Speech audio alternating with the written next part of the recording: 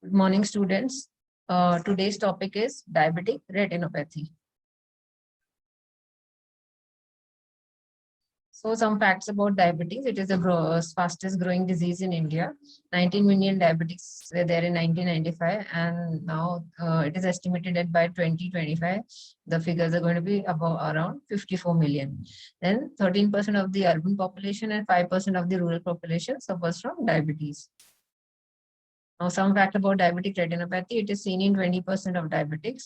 It's a leading cause of blindness in the working age group. And at least 50% of the diabetes are not aware of this condition. So that's really scary. Now, first, diabetes affects retina. So what is retina? Retina is the light sensitive tissue at the back of the eye. It's the innermost layer of the eye. When light enters the eye, retina changes the light into the nerve signals, and then these signals are sent along with the optic nerve to the brain, and in the brain it gets changed from the nerve signals to the image, which is then analyzed. Now, without a retina, the eye cannot communicate with the brain, making vision impossible. As you can see, this is the olden camera which were used in the days before digital cameras. So there used to be this film behind a camera where the negative, we used to call, where the image was formed. So similarly in the eye, retina is equivalent to this film which we put in the camera, and the lens of the camera is equivalent to the lens of the eye. Now coming to the anatomy of the retina. In the retina is the optic nerve head. There is a central portion of the retina called the macula, and this is the periphery of the retina. Now, diabetes affects many structures in the eye. It can cause cataract, then it can cause diabetic retinopathy, it can cause glaucoma, it can also cause diabetic nerve damage. But we are going to see today diabetic retinopathy. Now coming to what are the risk factors of diabetic retinopathy. Duration. Diabetes diagnosed before 30 years of age, incidence of diabetic retinopathy after 10 years is 50%, and after 30 years it is 90%. Then type 1 diabetes patients rarely develop retinopathy within 5 years of onset. 5% of type 2 diabetes mellitus patients have diabetic retinopathy at presentation. What are the risk factors? After 20 years of diabetes, almost all type 1 and more than 60% of type 2 have some degree of retinopathy. Incidence of proliferative retinopathy is more in type 1 diabetes mellitus. The other risk factors are poor metabolic control. So tight control delays the onset and progression of diabetic retinopathy. Then pregnancy, along with diabetes, if it is there, it can complicate or progress the diabetic retinopathy. And hypertension is responsible for worsening of the diabetic retinopathy and development of proliferative diabetic retinopathy. Then risk factors, other risk factors are nephropathy, hyperlipidemia, smoking and obesity, and cataract surgery also causes increase in or progression of the macular edema. Now coming to the pathogenesis of diabetic retinopathy. Exact mechanism is unknown, but it is said that the exposure of hyperglycemia over an extended period brings about biochemical and physiologic changes in the vascular endothelium. So what are these changes? Mainly it affects the small blood vessels. So it is called as a microangiopathy. It affects the precapillary arterioles, the capillaries, and the venules. In microangiopathy, it can be either microvascular occlusion or it can be microvascular leakage. Occlusion can be due to capillary changes, hematological changes, and leakage can be due to capillary changes.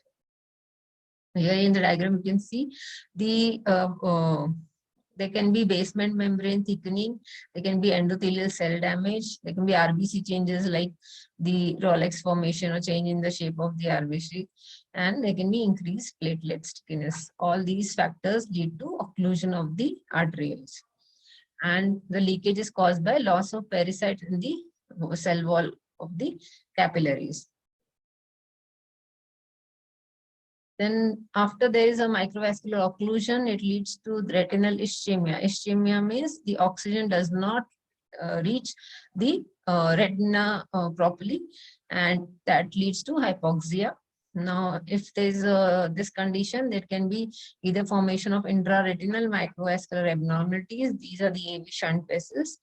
And if there is secretion of vascular endothelial growth factor, it can lead to neovascularization. So neovascularization can occur on the disc, on the retina, and on iris also. So you can see this is the hypoxic retina. These are the IRMAs, the abnormal arteriovenous shunts, and these are the leakage. Leakage of these vasoformative substance, it leads to the formation of new vessels over the disc, over the retina, and also over the iris. You can see these leakages can lead to deposition of the hard exudates on the retina. A person with diabetic retinopathy has 25 times higher risk of becoming blind. So in diabetic retinopathy, there are various changes which occur on the retina. And it is basically divided into two types, initially called background diabetic retinopathy, but now it is called as the non-proliferative diabetic retinopathy. And the second one is the proliferative diabetic retinopathy. Now, according to the early treatment of diabetic retinopathy study, that's the ETDRS study, the non-proliferative diabetic retinopathy can again be classified into mild, moderate, severe, and very severe. So in mild diabetic retinopathy, you will get at least one microaneurysm or hemorrhage. In moderate diabetic retinopathy, you can see few microaneurysms, hemorrhage, soft exudates, venous bleeding, IRMA. Then in severe non-proliferative diabetic retinopathy, you can see microaneurysms or hemorrhages in the all four quadrants. Then you can get venous bleeding in two or more quadrants and IRMA in one or more quadrant. So any one out of these, if present, then it is severe non-proliferative diabetic retinopathy. So it's called 4:2:1 rule. Then in very severe, two or more features, if present in this rule, out of the three are seen in very severe NPDR. Then next is proliferative diabetic retinopathy. Then it is again classified into early PDR and high risk PDR. In early PDR, there are new vessels on the disc called NVD or elsewhere NVE. Or the second point is the definition not met for the high risk PDR. So what is high risk PDR? If there is neovascularization of the disc more than 1/3 or 1/4 disc area. Second, if the neovascularization of disc is along with vitreous or preretinal hemorrhage, or neovascularization elsewhere more than half disc area, and also presence of preretinal or vitreous hemorrhage. If any of these are there, it's a high risk PDR. Then the third point is macular edema, also called as CSME, clinically significant macular edema. So there are 3 points. One is the retinal edema within 500 microns from the center of fovea, or retinal edema along with hard exudate within 500 microns from the center of the fovea, or retinal edema anywhere but of size 1 disc area or larger, but some part of which is within the 1500 micrometer from the center of the fovea. So if there is any one of the 3 criteria, it is called as clinically significant macular edema. Now coming to one by one, we'll see what are the various features of the various stages of diabetic retinopathy. First is the mild non-proliferative and the moderate non-proliferative diabetic retinopathy. These are the earliest changes you see in diabetic retinopathy. So there are no symptoms as such, and it is detected on the routine checkups of the eye. Then in severe non-proliferative diabetic retinopathy, it is again seen in routine checkups. Here you can see the retina, you can see multiple hemorrhages, these are small hard exudates, and even there is presence of macular edema. So it's a case of a severe non-proliferative diabetic retinopathy.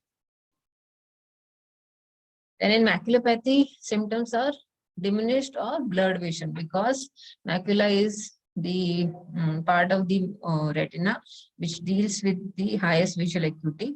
So any abnormality or any pathology in this macula will give rise to blurred, diminished vision, and patient will be diagnosed early. You can see this picture. The normal vision, if a person has a normal vision, you see something like this. And if the person has macular edema along with diabetic retinopathy, the vision is going to get blurred. You can see these black spots in front of the eyes, and even the image is blurred.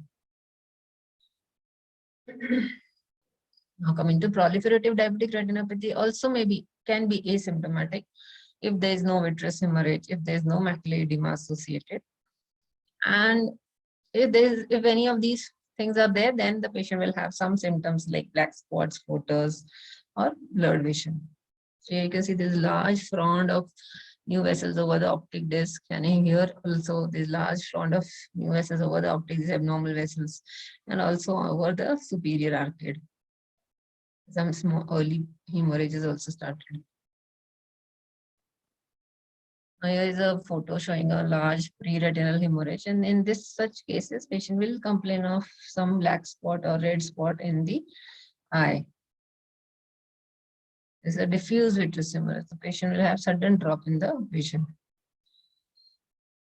It's about advanced diabetic retinopathy. There is a tractional retinal detachment. There is loss of complete normal anatomy. You cannot identify where the disc is and where the macula is, or even the normal vessels. You can see all these white patches are the fibrous bands. And here also there is a traction. Macula is, the retina is lifted up, and there is a tractional retinal detachment. Then coming to various investigations which we do in a case of diabetic retinopathy. One of the most important tests is the FFA, or the fundus fluorescein angiography. In this, fluorescent dye is injected in the arm of the patient, and then the dye travels through the heart to the eye within 10 to 12 seconds, and then the photos are taken with the exciter barrier filter on and a timer on. And then you see various stages: choroidal stage, pre-arterial, arterial, venous stage of the photos. Then if there's any abnormality, like if there's leakage, you will see these leakage in the macular area. You can see a lot of white spots. These are the leaking dye, fluorescent dye. Here you can see a new vessel on the retina, which is again having a hyperfluorescence on angiography. This is the new vessels on the disc. This disc is not seen clearly because of the hyperfluorescent nature. Normally you can see this disc like this. Then maculopathy. You see a lot of hard exudates in the macula, both in the right and the left eye, and few hemorrhages. So when you do angiography, you will see a leaking microvascular aneurysms, both in the right and the left eye. Left eye has got comparatively more in the right eye. Then optical coherence tomography, that is OCT. It is a non-invasive test and can be done within few minutes. You take a scan of the retina. Normally you see this dip, that's the normal foveal dip, and a normal scan looks like this. And if you have some swelling in the macula, the dip is not there, and you see cystic edema in the layers of the retina. So you can analyze, and you can come to know, you can quantitatively detect how much is the edema, where is the edema. Here you can see the graph which is showing you the height or how much is the edema. And coming to treatment, what is the treatment of diabetic retinopathy? Most important is a good diabetic control. Then there is a laser treatment. You have got intravitreal triamcinolone, that's intravitreal steroids, or you have got anti-VEGFs, or last is the surgery, that is vitrectomy. So what is laser treatment? Laser treatment is given in cases of proliferative diabetic retinopathy and in cases of clinically significant macular edema. Now, how does laser photocoagulation work? So exact mechanism is unknown, but it decreases the production of vasoproliferative factors by eliminating some of the hypoxic retina. Also, it stimulates the release of anti-angiogenic factors, vasoinhibitors from the RPE. And by thinning the retina, the PRP increases oxygenation of the remaining retina and so decreases vasodilation and endothelial cell proliferation. So basically it balances the demand and supply of oxygen. We burn the retina, we make it anoxic instead of hypoxic, and we reduce the demand for the oxygen. Then goal is to cause regression of the existing neovascular tissue and to prevent progressive neovascularization in future. Lasers used are argon, red and green laser, and the amount of therapy is determined by the clinical response. We give around 1200 to 1600 burns of 500 micrometer size, and each burn is separated from each other by one burn width at 0.1 second duration in 2 or more sessions. So we basically give for almost 3 sessions. And it is a scatter laser treatment. So we avoid the areas of fibrovascular membrane or a vitreoretinal traction or a traction retinal detachment. Then what are the side effects of PRP? One is poor dark adaptation, then peripheral visual field construction and macular edema. And in presence of neovascularization, there may be vitreous hemorrhage can occur in the course of the treatment. We need to tell the patient that he or she may develop vitreous hemorrhage because of the traction during laser. Then for clinically significant macular edema, we have 2 types of laser, the focal laser or the grid laser, and now the modified grid laser. In focal laser, we give treatment to the leaking microaneurysms. It's the 50 to 100 micrometer spot size laser is given, 0.1 second duration, and it is given at the area of leakage. Laser is given between 500 to 300 micrometer from the center of the fovea. Below 500 microns in the center, we do not give lasers. It will cause scotoma of the in the eye. And in grid pattern, we make an inverted C of with the 3 rows of laser beyond 500 micrometers in size and is done for diffuse macular edema. Again, the parameters are 50 to 100 micrometer spot size, 0.1 second or less in duration. So you can see these white spots which are there are of the fresh laser marks, and these pigmented spots are the old laser marks. Also here you can see diffuse vitreous hemorrhage over the macula. Again, a schematic representation of laser being given to the proliferative diabetic retinopathy. You can see this. Beyond the arcade, we give lasers up to the periphery.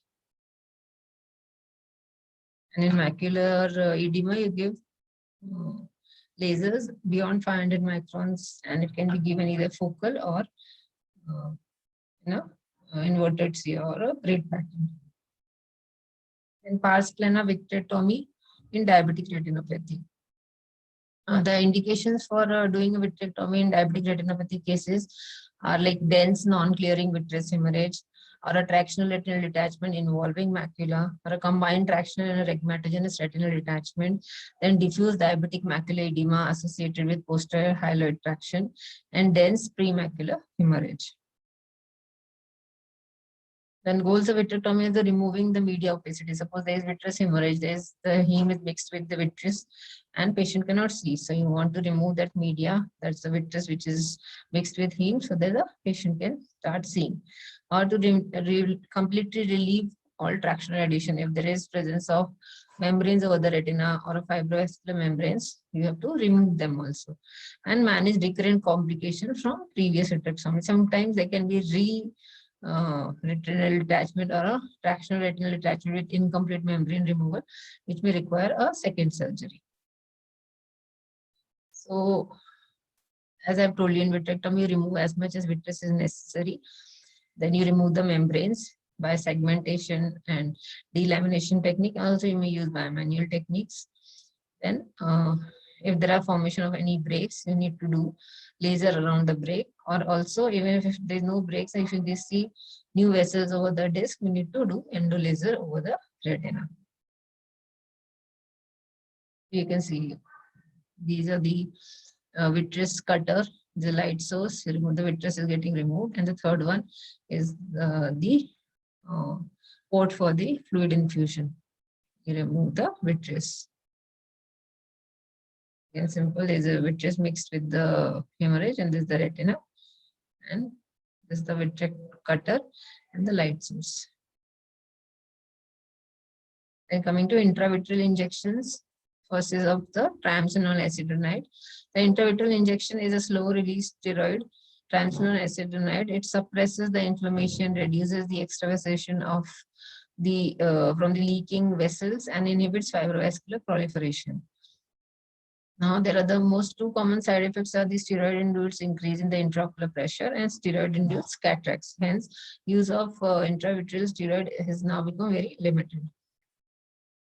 The second one is the antivascular endothelial growth factor agents. So VEGF is produced in response to hypoxia, and it is a key mediator for angiogenesis and blood barrier breakdown in ischemic retina. So how do these help? The anti-VEGFs again reduce the production of VEGF, and hence they prevent formation of PDR and macular edema. So various anti-VEGF agents are pegaptan, sodium macugen, or ranibizumab, Lucentis, or bevacizumab, Avastin. We have a new one also, brolucizumab. Then diabetic screening update. In type 1 diabetic patients, you can do the first retinal checkup 3 to 5 years after diagnosis, and follow-up is once in a year. In type 2 diabetic patients, the first checkup is done at the time of diagnosis and follow-up at least once in a year. And in diabetic patients who are pregnant, first checkup is before conception and in first trimester of pregnancy. And in follow-up is depends how much severe the diabetic retinopathy is. If it is severe, you do it every 3 to 12 months. And if it is proliferative, you do it every 1 to 3 months.